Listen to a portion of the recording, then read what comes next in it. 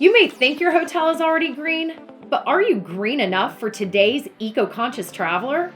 Welcome to the Sustainable Hospitality Podcast, your destination to learn from hospitality professionals on the value and opportunities sustainability will bring to your organization. It will put more heads in beds and lower costs at the same time. We are your hosts and sustainable hospitality experts, Kathy McGuire and Amy Walls. I'm your host, Kathy McGuire. In this episode, we'll talk with Dina Belon, Vice President of Operations and Real Estate Assets for Pineapple Hospitality. Dina will discuss the many opportunities to save money on hotel development and building operations. Enjoy the episode. Welcome, everyone. We are going to interview Dina Belon, who is the Vice President of Operations and Real Estate Assets for Pineapple Hospitality Company. So my first question to you is, please give us a little background on how you began in the sustainability arena.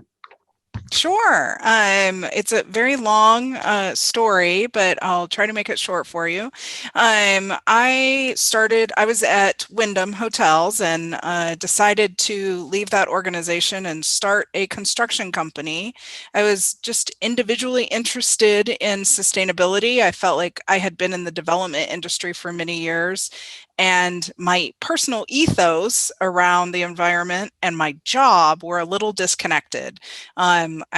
I joked, because it wasn't this extreme, but I joked that I tore trees down for a living and I saved them for fun. So I was trying to figure out a way to combine those together and make myself a little happier in what I did.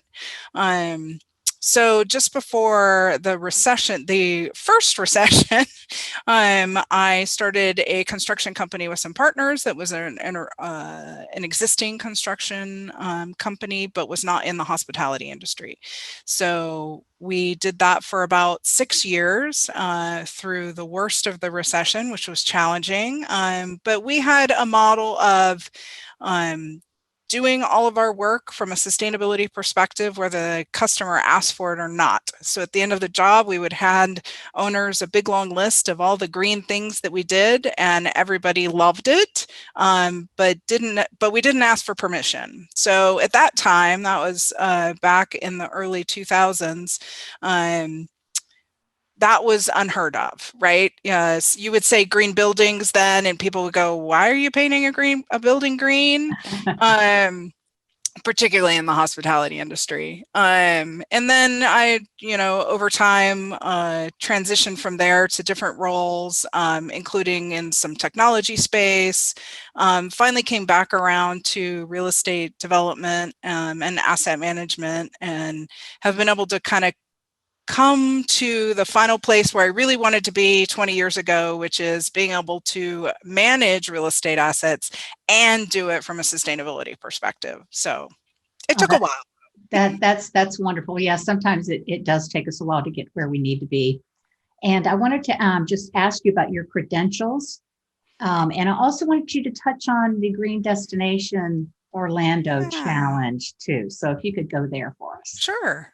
So I am a lead AP ID&C focus.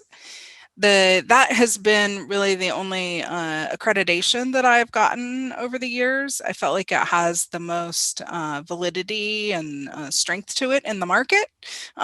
There's a lot of great hospitality related certifications and accreditations that are also really good. But I certainly think the U.S. Green Building Council has the strength of respect in the industry that the others may not have as much of. I'm sorry, the second part of your question? The Green Destination. Oh, yeah. Green Destination with Orlando. So Green Destination Orlando actually came out of the U.S. Green Building Council committee that I ran when I was in Orlando. We created a focus in the hospitality industry, and the committee became so involved, and the program that we created was so robust and so popular that we ended up splitting it off and it becoming its own nonprofit organization. So Green Destination Orlando, really its essence was around helping hoteliers bridge the gap between where they were and getting LEED certified, whether existing building mostly is what most of them were going after. That gap just seemed insurmountable to a lot of people. So we called it kind of stepping stones or baby steps to LEED. And it really was developed for that purpose. It never expanded beyond Orlando, unfortunately. Maybe it will someday. I've always hoped that that would happen, but it's still going strong there in Orlando, and it really became an extension of the marketing and tourism organization, and became a real powerhouse around pushing sustainability in the travel and tourism industry. In fact, we created the first destination-wide report for Orlando around its sustainability efforts, specifically associated to travel and tourism. Well, I believe this was an all volunteer effort, It was it was. not? In addition to Yes. everybody had their regular jobs. Yep. Yeah. There was nobody paid. Right. And I believe that Orlando is on fire with sustainability right now in the whole county, Yeah. with Chris Castro leading the city and Jeff Benavides, who we both know, these two Both came gentlemen. out of Green Destination Orlando. Yep. Exactly, they did. So that was a wonderful accomplishment, Dina. So in this module, our students have focused on the energy, indoor air quality, water waste, and transportation. So I was wondering, what are the steps necessary in evaluating the current performance of a hotel property, and how do you go about improving performance? What are those steps? Yeah, I think I would start with best practices. So there's lots of documentation in the industry available for that. EPA, the Energy Star Portfolio Manager tool, is the one I usually recommend. It's free, it's very intuitive, easy to use. And a lot of people don't realize that it doesn't just track energy. It also, you can track your water and your waste in Energy Star Portfolio Manager. It's also in all of the hotels that we're in, all of our municipalities, we're actually required to submit our data, at least around energy. So, and they utilize Energy Star Portfolio Manager for that reporting. So you're already a quarter of the way there in just meeting your local municipal requirements as a building owner. Beyond that, so you get your energy, you get all of that information in there, energy, water, waste.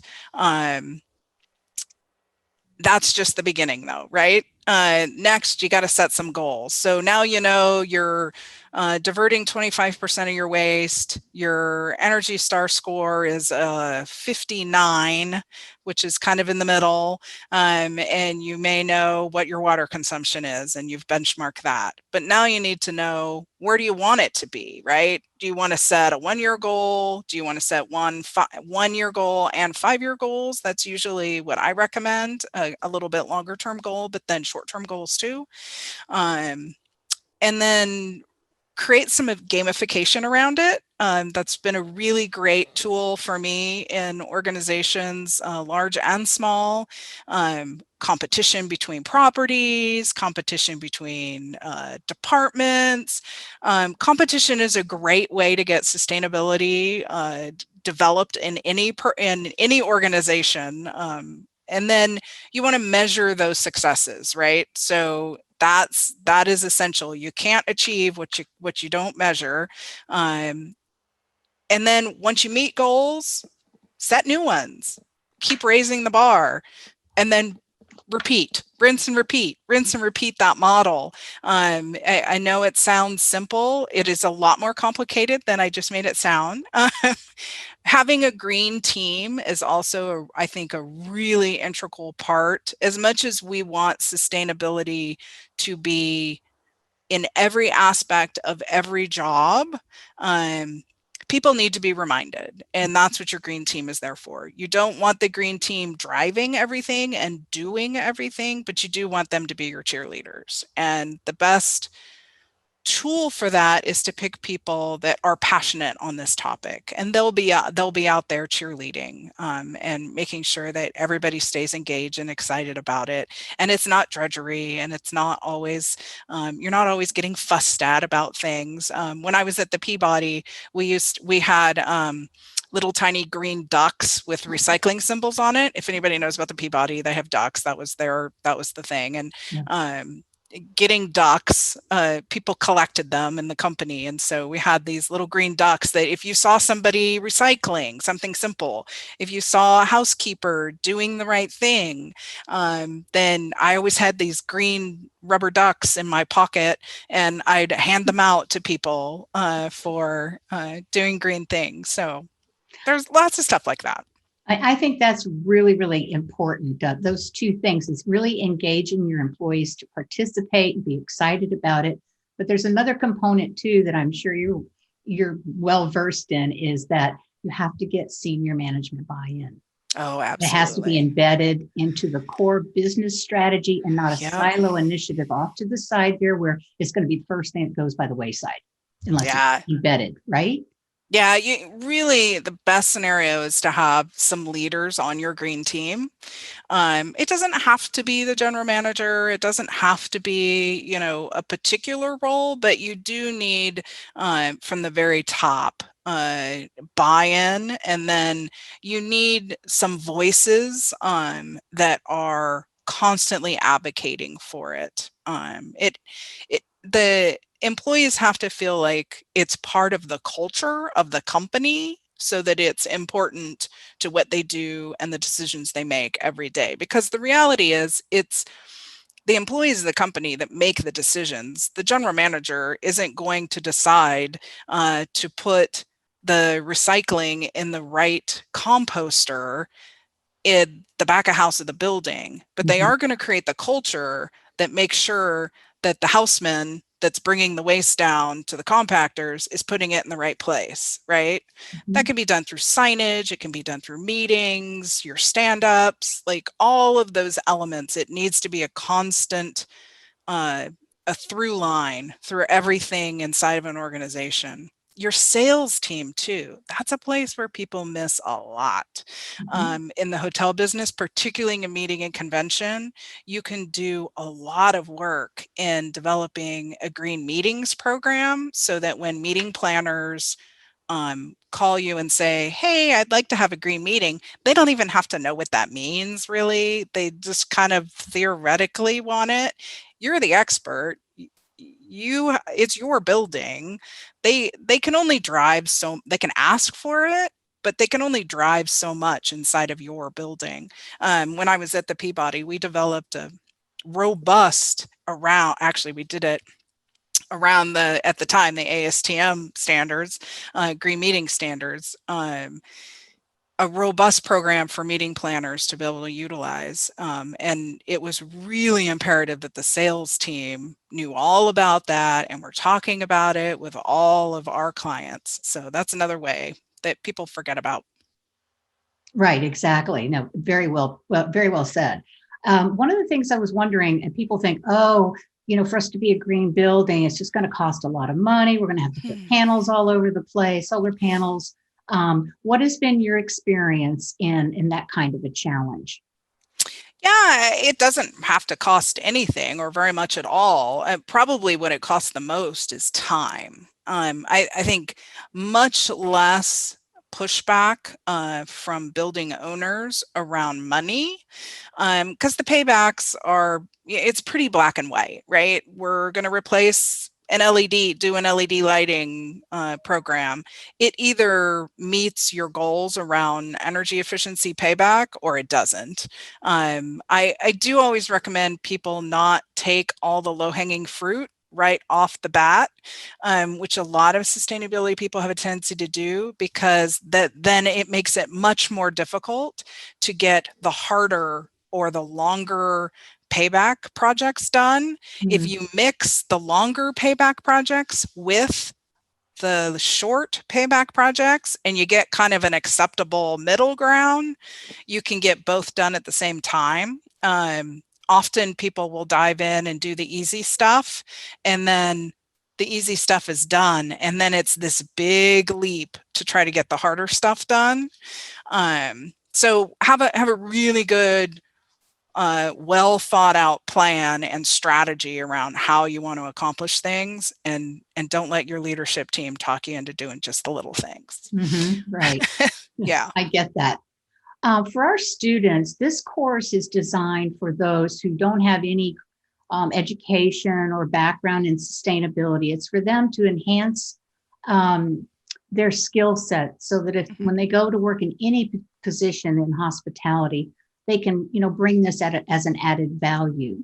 So what would you say to these type of people who could be in any position, whether it be the front desk agent or, in housekeeping, food and beverage? How could they, once they, either they're in their current position and want to approach this, or perhaps it's a new job that they're interviewing for, they want to add that. How would they go about that once they either start that position or once they get going? Yeah, for sure.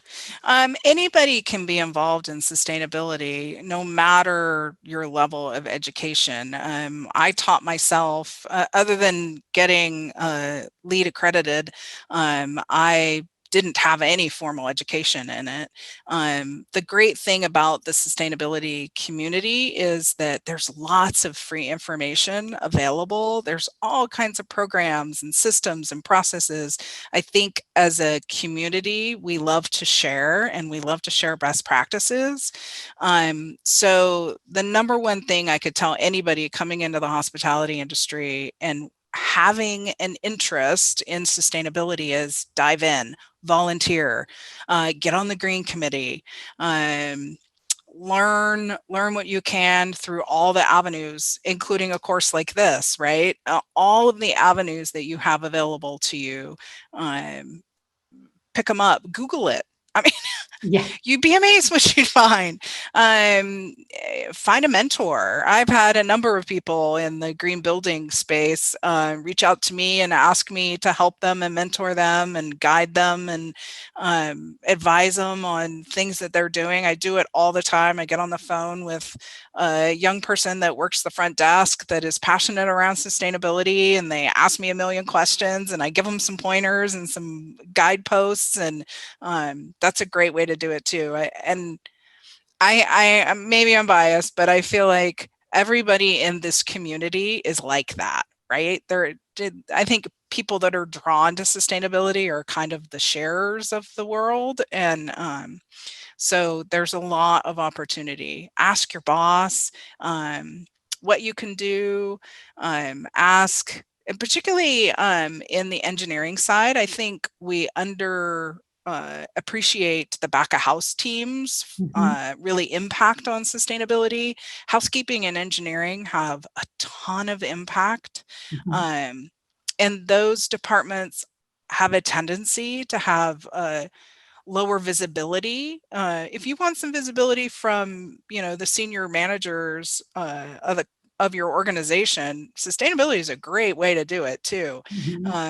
That doesn't, you don't always have to be completely altruistic with your motivations. You can get a little out of this too. In every organization I've been in, my sustainability committee has met with the general manager regularly, right? Has met with the director of sales regularly. The leaders of an organization, to your original point, need to buy in. And so they have to be involved in this process. So it gives you a lot of face time and visibility with people that you may not if you're a rooms division supervisor, or, you're not necessarily in a leadership role yet. Right, exactly. Well, I appreciate that insight very much. It really resonates with me and how I got started as well. There were no degrees or certificates for sustainability when I got involved. So it was just reading books by those who were writing about sustainability and taking courses here and there. Yeah. So, yeah, I get that. That's wonderful. Dina, this has been really invaluable information for all of us. And I really appreciate you taking the time to be with us on this interview. And I wish you all the best. Happy holidays. And we'll see you soon. Thank you. Thank you. Appreciate it. Absolutely. Thank you for joining us today on the Sustainable Hospitality Podcast. Make sure to like and subscribe. And if you'd like a free consultation on becoming a much greener hotel, please visit us at sustainablehospitalitypodcast.com.